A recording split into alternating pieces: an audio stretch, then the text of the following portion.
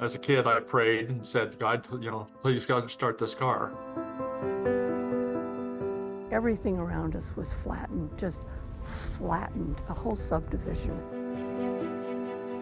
60 years ago, Alaska shook like it never had before or since. You couldn't stand up. It was almost nauseating. Buildings crumbled, roads destroyed. The land sank, water rushed in, and lives were lost. We went down 40 feet, and part of the house crumbled, and then half of the house stayed up. The wave didn't come in this far with a strong force like you'd imagine. Still haunted by the memories, the shaking, the sounds. Sound got louder and the shaking was just violent, just violent. You didn't question it as a child? We share their stories. It was just the circumstances you were dealt. So the history and the lessons learned are not forgotten. There was something bigger than me that told me to go home, and I did that. 60 years later, the Great Alaska Earthquake. March 27th, 1964, the second biggest earthquake ever recorded hits Alaska. Tonight we're going to hear from people who felt the ground move so violently that evening and changed their lives forever. We're going to look at why the earth shook so tremendously that evening and if it could happen again. We're going to start off with Michaela Clark talking to a person who was a young child in Turnagain Heights who watched and felt the ground slide beneath her family's home and into the inlet. Lynn Zach was not even 5 years old at the time, but the memories are burned into her mind. I'm standing close to where she was when the ground started shaking. Had I been back in my bedroom, I would have most likely been killed. A guardian angel watching over a little girl. My name is Lynn Zach, and I was approximately just shy of 5 years old during the 1964 earthquake. Remembering March 27th, 1964, like it was yesterday. We had just turned on the TV so I could watch Fireball XL5, which many Alaskans were watching at that time. Everything started shaking, and the coffee pot flew off the table, the goldfish bowl crashed to the floor. Looking for a safe place, her mom threw her under the kitchen table. The shaking got so intense that she grabbed me and she said, "We have to get out of here." It wasn't easy getting outside. The land was starting to split. She grabbed me and jumped with me onto a patch of snow. But it was too late. We went down 40 feet, and part of the house crumbled, and then half of the house stayed up. Zach and her mother were in the midst of the massive Turnagain Heights landslide. It was a very slow shift and drop that, it didn't take your feet out from underneath you. You could hardly comprehend what was happening. And when it was all over, you were down there and everybody else was up. She remembers being confused. I could look up on where the street was, and I could see people screaming and running, and I knew something was really wrong. And I remember saying to my mom, should we be crying and screaming? And she said, "No, we have a guardian angel with us. We are going to be okay." She doesn't recall all of the nearly 5 minutes of shaking, but the extent of damage was not lost on her. You're looking out over houses that have roofs sideways and, pieces of their house missing, and just almost like somebody put you in a blender. Eventually, people came and helped get them back to solid ground. Maybe could have gotten up that by yourself, but not a woman with a small child. It was a race against the tide to get valuables to a safe place. My dad eventually got there, and he must have grabbed things that you grab, like, your birth certificates and whatever important papers. Trauma of what she endured as a young child still plagues her to this day. If I'm in a place like Alaska or California where I know there's earthquakes, if there's any shaking that starts around me for whatever reason, my heart starts fluttering and I start to panic a little bit. But a strong faith has always been with her. When you go through something like that as a child. I'm sure my parents probably questioned it a little bit, but I didn't. I just trusted that we were okay, and we had that guardian angel, like she said, and somehow it was all going to work out. You'd never know it now, but this land I'm standing on used to be up that hill, and this is the same slope she had to crawl up to get to safety. Mike? Thanks, Michaela. Here in downtown Anchorage along 4th Avenue, the earthquake had some amazing impacts. Part of 4th Avenue collapsed, taking businesses along with it. Just down the street at the 4th Avenue Theater on the big screen, the movie The Sword and the Stone was playing, and Trish Schmidt was there.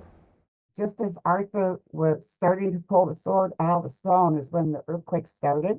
The film snapped and the emergency lights came on. The theater full of children got up from their seats screaming and running up the aisles while the power of the earthquake was revealed. The front rows, you could see them rolling in 4 to 5 foot heights going up and down in a roll. After 5 terrifying minutes, the shaking finally stopped. They left the theater and came down this part of 4th Avenue.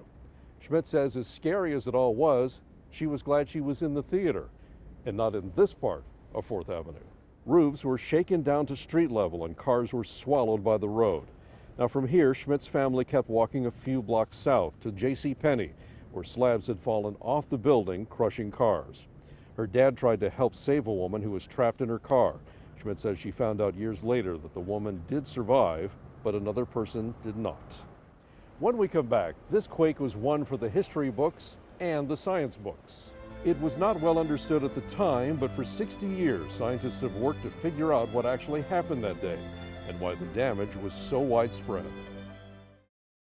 We're here at Earthquake Park, one of the places where you can still see the big changes to the landscape caused by the great earthquake. Now, we've heard the stories and seen the damage, but what exactly was going on underground that caused such trauma above ground? For that part of the story, we turn to Chief Meteorologist Melissa Fry. It was March 27th, 1964, 5:36 p.m. The very crust of the Earth ruptured. It was about 15 miles below Prince William Sound, the epicenter less than 40 miles southwest of Valdez and less than 90 miles from Anchorage and Seward. But that was just the beginning. Then, and still today, the Pacific Plate is diving underneath the North American Plate at a rate of just over 2 inches per year, a concept barely understood in 1964 when Alaska had only a couple seismometers and no GPS tracking. We now understand the Earth's crust ruptured from the epicenter another 500 miles, which took more than 4.5 minutes. USGS scientists explain this energy release is more than 1,000 magnitude 7 earthquakes combined. Now, as the friction between the plates caused the initial damage, it was above the ground that we could see that the land to the north sank, while the land to the south was forced up. That's the reason salt water instantly killed trees inland. But the rapid ground movement beneath the ocean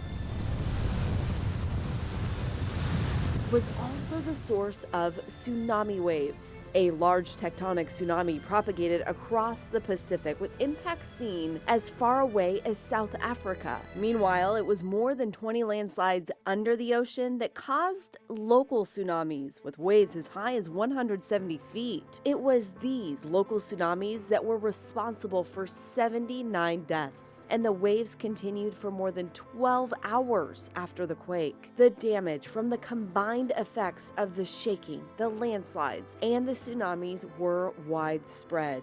The USGS reports 131 people were killed, 9 from the quake, 122 from the tsunamis. Communities across South Central saw major destruction, $311 million in damage at the time, which would have been billions in today's dollars. In the Turnagain Heights neighborhood of Anchorage alone, about 75 houses were destroyed. No water, gas, sewer, phone lines, or electricity for many. And in the first day alone, there were 11 aftershocks measuring 6.0 or larger. And for those that survived, everything changed.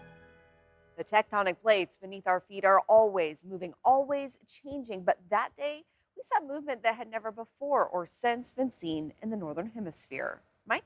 Now, the ground shaking caused tremendous damage all across the region, but it was the tsunami that took more lives.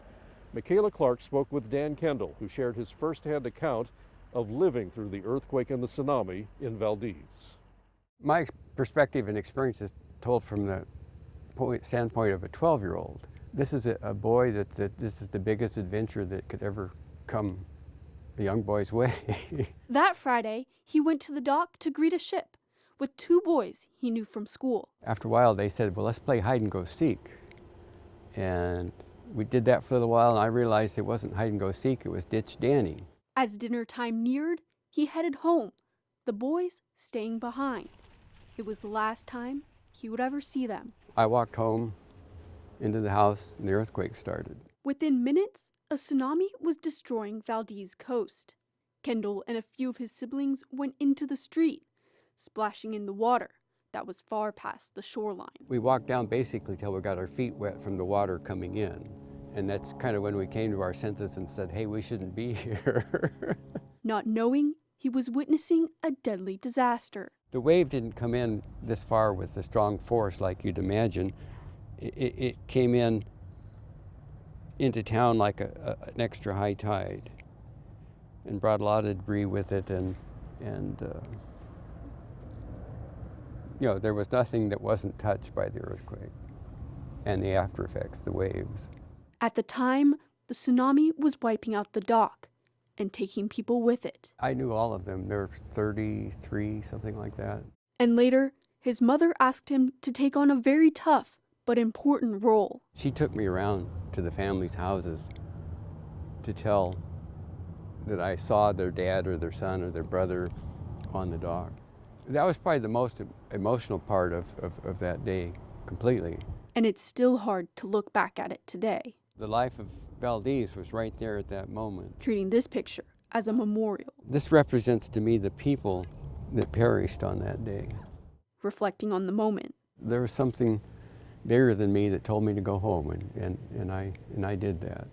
A 12-year-old, keeping his life just blocks away from where people were losing theirs. My Protestant friends always ask me if I've been saved, and I say, well, I was saved on March 27th, 1964 at 5:36 p.m. Across Prince William Sound, Alaskans living in Seward also felt the destructive power of the earthquake and the tsunami. Michaela Clark spoke with a man who was just a teenager at the time and, like so many others, was watching the kid show Fireball XL5 when the shaking started. When it hit, we just said, okay, just another earthquake. But it wasn't. Phil Richardson made it outside hoping for safety, but the quake showed no reprieve. It was almost nauseating. You could see the undulations of the ground as the waves were going through. Yeah, you couldn't stand up. We saw avalanches on Mount Marathon come down. But that was just the beginning. The tank farm about a half a mile away burst into flames. It was a fire explosion more than it was a boom. It was scary because, you know, you think the whole town's going to burn up. A dark cloud of smoke billowing from the fire, the family knew it was time to go. When we got to the head of the bay, the tide was totally out. Had we had any knowledge of that at that time, that was a precursor to a tsunami. They were trying to get out, but the car stalled. We were waiting there, and then noticed the tsunami was starting to come in. As a kid, I prayed and said, God, you know, please God, start this car. And so then we started the car, and the car started miraculously, and we peeled out of there. They took refuge in a school as tsunami waves came in overnight, the waterfront still engulfed in flames. From a distance, it looked like Seward was burning up because there's a ring of fire all the way around. Is this real? Is this really happening? Richardson and his family returned home the next morning as the town mourned those who didn't have the chance. Michaela Clark, Alaska's news source. Still ahead, we hear a lot about the tsunamis that hit Prince William Sound and Kodiak, but not many people know that a tsunami actually hit Anchorage after the earthquake. It came at 2 a.m. and it came on low tide, but it was pretty substantial. We take a closer look at Anchorage's future tsunami potential and what the chances are that we could see another big quake.